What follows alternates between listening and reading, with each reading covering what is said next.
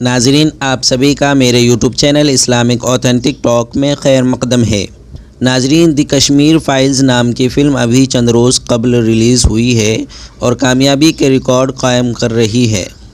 یہ فلم وویک اگنیہوتری کی ہدایت میں بنائی گئی ہے۔ کوئی بھی باشعور شخص فلم دیکھ کر اس نتیجے پر پہنچے بغیر نہیں رہ سکتا کہ فلم ایک خاص ایجنڈے کے تابع ہے، یعنی نفرت کا ایجنڈا۔ وہ ایجنڈا ہے اکثریت کے جذبات کو مسلمانوں کے خلاف لگاتار مشتعل رکھنا، جس میں ہدایت کار پوری طرح کامیاب ہے۔ ظاہر ہے یہ اشتعال اور نفرت صرف جموں کشمیر کے مسلمانوں کے خلاف محدود نہیں رہے گا، بلکہ ملک گیر سطح پر اس میں اضافہ ہوگا۔ اس سے پہلے کشمیر کے موضوع پر ایک فلم شکارا بھی آئی تھی، لیکن اس حد تک جذبات ابھارنے میں کامیاب نہ ہو سکی۔ دی کشمیر فائلز میں انوپم کھیر اور متھن چکرورتی کے کردار کافی اہم ہیں۔ فلم شروع ہوتی ہے کچھ بچوں کے کرکٹ کھیلنے کے منظر سے، جن پر ملیٹنٹ حملہ کرتے ہیں۔ فلم میں کشمیری پنڈتوں پر ہونے والے مظالم کی عکاسی کی گئی ہے۔ صاف ظاہر ہوتا ہے کہ تشدد کے مناظر جس تواتر سے شامل کیے گئے ہیں، اس کے پیچھے ڈائریکٹر کا مقصد کیا ہے۔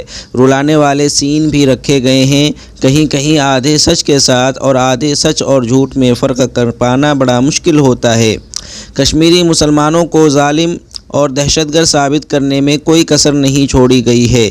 یہی نہیں، جے این یو سے ملتے جلتے ادارے اور وہاں کے پروفیسر سے ملتے ناموں کا استعمال کر کے جے این یو کو بھی بدنام کرنے کی کوشش کی گئی ہے۔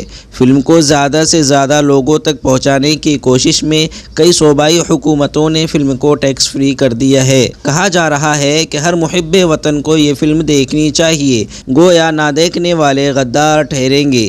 گویا دیش بھکت ہونے کے لیے ایک طبقے کے لیے دل میں نفرت ہونا ضروری شرط ٹھہری ہے۔ بالی ووڈ کے جو بھی ایکٹر اس کے پروموشن میں شامل نہیں ہوئے، وطن دشمن قرار دیے جا رہے ہیں۔ یہ فلم حقیقت سے کتنے فاصلے پر ہے، اس سلسلے میں ایک اور واقعہ قابل غور ہے۔ اس فلم میں ایک منظر میں شہید لیڈر روی کھنہ کو دکھایا گیا ہے۔ ان کی اہلیہ مسز کھنہ نے عدالت میں درخواست دی کہ ان کے شوہر کے بارے میں دکھائے گئے مناظر حقیقت کے بالکل منافی ہیں۔ اس پر عدالت نے یہ مناظر ہٹانے کے لیے حکم دیا۔ روی کھنہ ان 4 انڈین ایئر فورس افسران میں شامل تھے جنہیں 25 جنوری 1990 کو گولی مار کر ہلاک کر دیا گیا تھا۔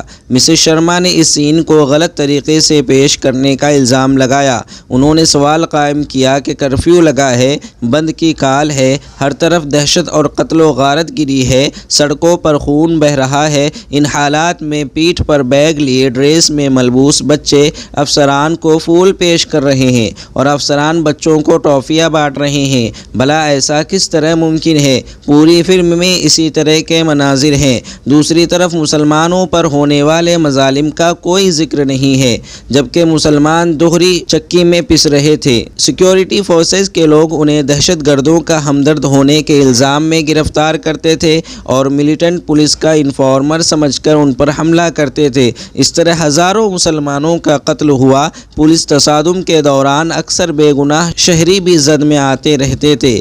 حقیقت سمجھنے کے لیے آر ٹی آئی کے تحت پوچھے گئے ایک سوال پر سری نگر پولیس ہیڈ کوارٹر کا جواب ہی کافی ہے، جس میں واضح کیا گیا ہے کہ 1990 میں ملیٹنسی کی شروعات سے 89 کشمیری پنڈت اور دیگر مذاہب کے 1635 لوگ ہلاک ہوئے۔ کیرالہ کانگریس کے ایک ٹویٹ میں بتایا گیا کہ 1990 سے 2007 کے درمیان 17 سالوں میں 399 کشمیری پنڈتوں اور 15,000 مسلمانوں کا قتل ہوا۔